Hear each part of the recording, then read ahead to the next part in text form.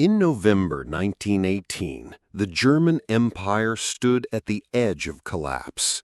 Its once proud army, which in 1914 had been considered the most formidable fighting force in the world, was exhausted, disorganized, and drained of manpower. Its navy was in open mutiny. Its workers were striking in the streets, and its emperor had fled into exile. Yet only months before, in the spring of that year, Germany still occupied vast stretches of Eastern Europe, had dictated the humiliating Treaty of Brest-Litovsk to Russia, and appeared poised to shift the balance of power in the West with hundreds of thousands of reinforcements. The German defeat was therefore neither the simple outcome of numerical inferiority nor a sudden collapse in will. Rather, it was the culmination of a chain of misjudgments, failed gambles, structural weaknesses, and mounting social unrest that finally converged in 1918, when the empire's leadership could no longer hide the reality that victory had slipped beyond reach. Germany entered the war in August 1914 with confidence born from decades of military dominance. The Prussian-led army had crushed France in 1870, humbled Austria in 1866, and was widely regarded as the best-trained and best-equipped force in Europe. Its leadership, however, misunderstood the nature of the coming conflict. The Schlieffen Plan, designed to deliver a rapid victory by sweeping through Belgium into France, depended on perfect execution, flawless logistics, and the assumption that France would collapse quickly. Instead, the plan fell apart at the Marne, where French resilience and overstretched German lines brought the offensive to a halt.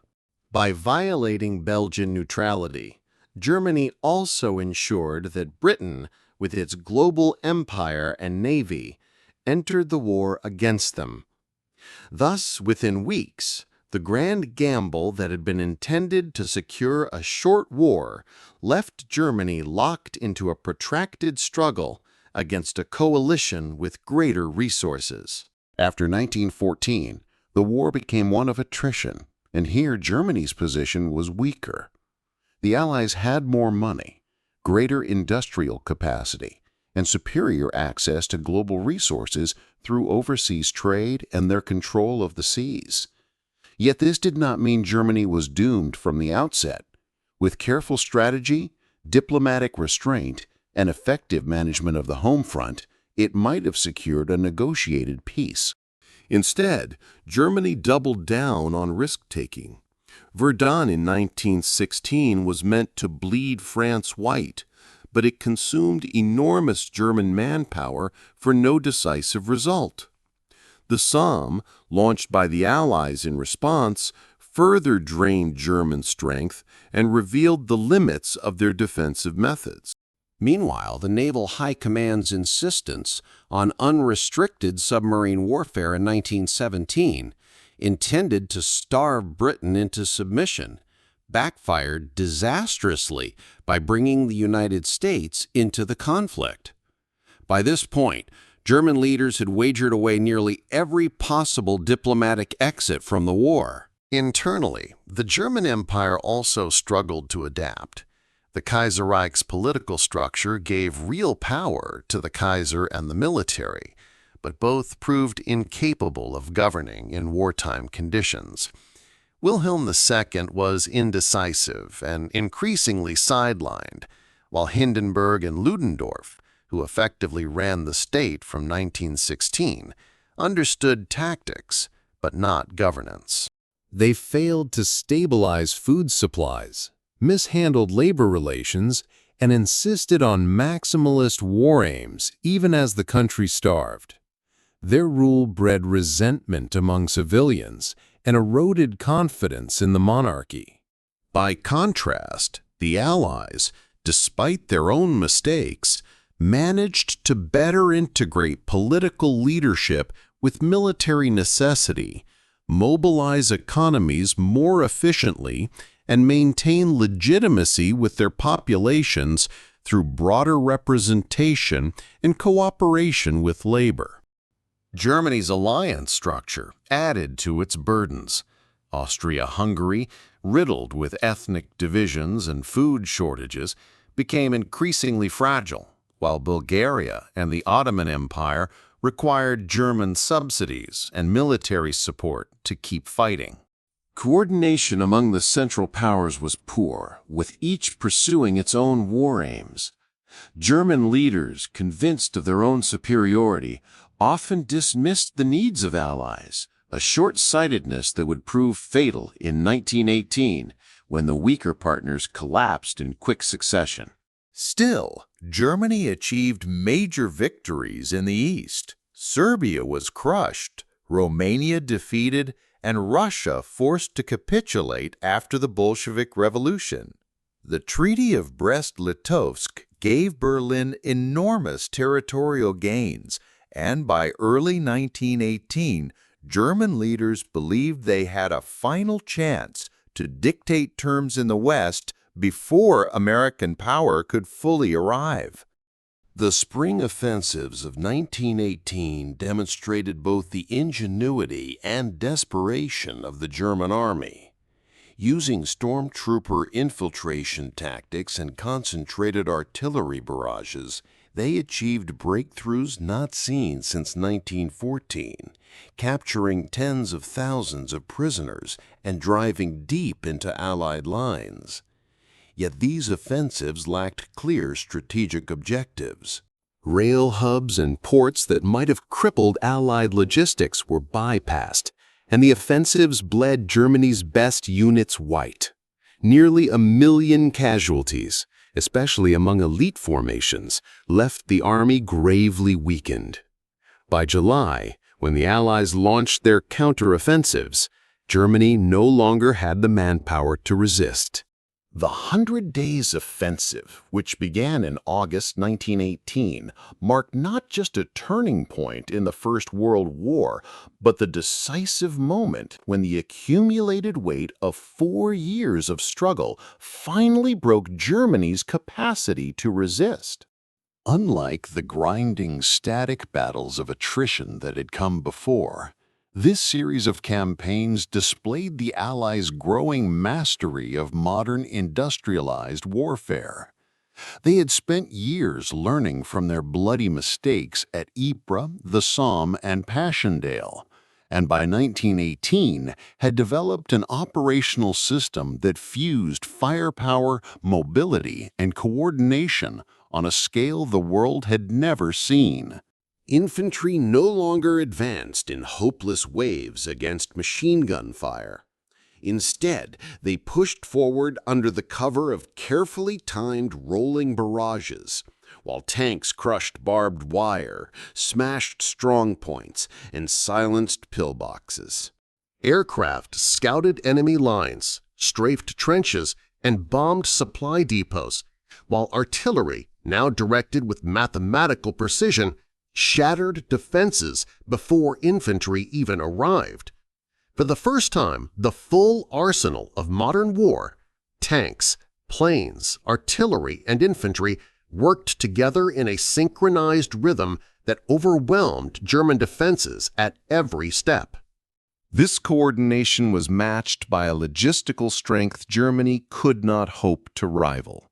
The Allies had mastered motorized transport and railway organization, ensuring that food, fuel, and reinforcements flowed to the front in a constant stream. The Royal Navy's supremacy at sea meant Britain and France could be fed, armed, and supplied from their global empires, while Germany starved behind the blockade.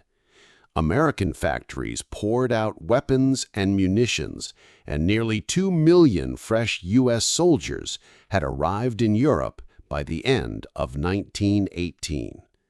For Allied soldiers, the presence of Americans provided not only reinforcements, but also the psychological certainty that they now fought with overwhelming numerical superiority. Morale collapsed alongside material strength. The elite stormtroopers who had spearheaded the spring offensives were gone, lost in the futile battles of March and April. The soldiers left in the trenches were exhausted, malnourished, and increasingly unwilling to fight for leaders who had promised victory but delivered only suffering. Desertions soared. Entire units surrendered without resistance. Between August and November, nearly 400,000 German soldiers capitulated to the Allies, an unmistakable sign that the army was dissolving under pressure. Starving troops raided both Allied and German depots in search of food, while discipline disintegrated in the ranks. The contrast was striking. Allied troops, encouraged by steady victories and sustained supplies, gained confidence with each battle, while German soldiers watched their lines collapse and their commanders flounder, sinking deeper into despair. The disintegration of the front was mirrored at home. Years of blockade had brought the German civilian population to the brink of collapse. Bread was scarce, meat almost unobtainable, and fuel for heating vanished in the harsh winters. Malnutrition weakened the population, and disease spread quickly through underfed families.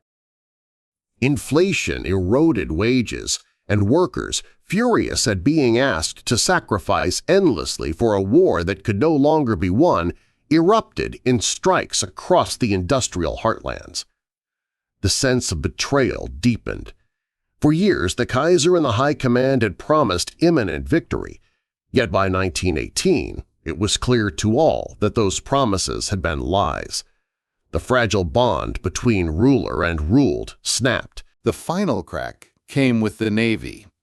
In late October 1918, sailors at Kiel refused orders to sail on what they considered a suicidal attack against the British fleet.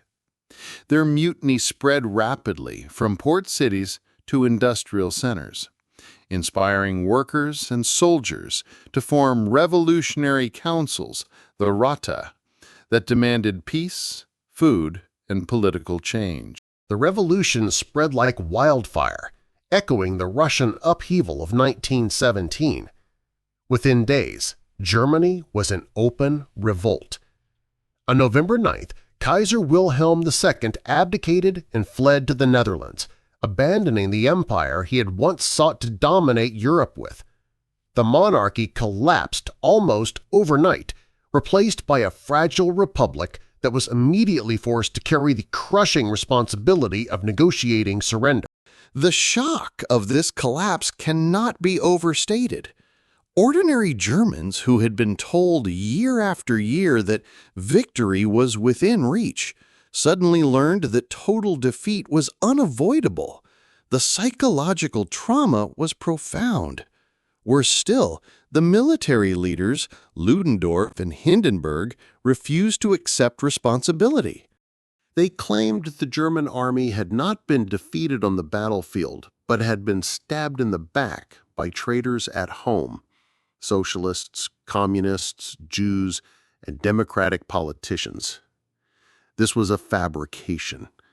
In reality, Germany's armies had been crushed by the Allies' superior resources, manpower, and tactics, while its people had been driven into exhaustion by hunger and mismanagement. Yet the lie took hold.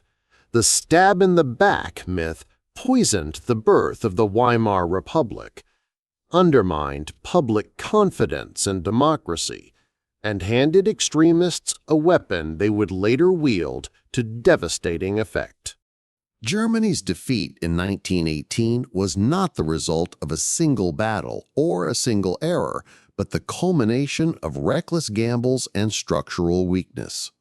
The Schlieffen Plan of 1914 promised a quick victory, only to fail at the Marne. Verdun in 1916 was intended to bleed France white, but instead bled Germany dry. Unrestricted submarine warfare in 1917 brought the United States into the conflict. The spring offensives of 1918 used up Germany's last reserves of manpower for short-lived gains that could not be held. Each gamble failed, and each failure pushed Germany closer to collapse. Unlike the Allies, who could rely on American support in vast global empires, Germany had no margin for error. Once its allies, Austria-Hungary, Bulgaria, and the Ottoman Empire, collapsed, Germany stood isolated against overwhelming strength. By the autumn of 1918, every pillar of German power had crumbled. Its army was broken and retreating. Its allies had vanished. Its monarchy had collapsed. Its people were starving, striking, and rising in revolt. Economically strangled, politically discredited, and socially fractured, Germany had not simply been beaten on the battlefield, it had imploded from within. The empire that dreamed of reshaping Europe by force of arms was dismantled by its own contradictions and the crushing realities of modern war. The consequences reached far beyond 1918. The sudden collapse and the poisonous myth of betrayal fatally undermined the legitimacy of the Weimar Republic. Instead of accepting defeat as the natural result of overreach and exhaustion, many Germans convinced themselves they had been betrayed. This illusion fueled resentment, bitterness, and rage. It created fertile ground for extremist ideologies, particularly National Socialism, which promised to overturn the humiliation of defeat and restore Germany's honor. In this sense, the collapse of 1918 was not just the end of one war, it was the beginning of a chain of crises that would lead to another, even more catastrophic conflict.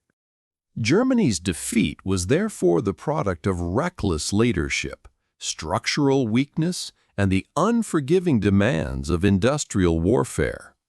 The Allies made mistakes too, but they had the depth and resources to recover from them.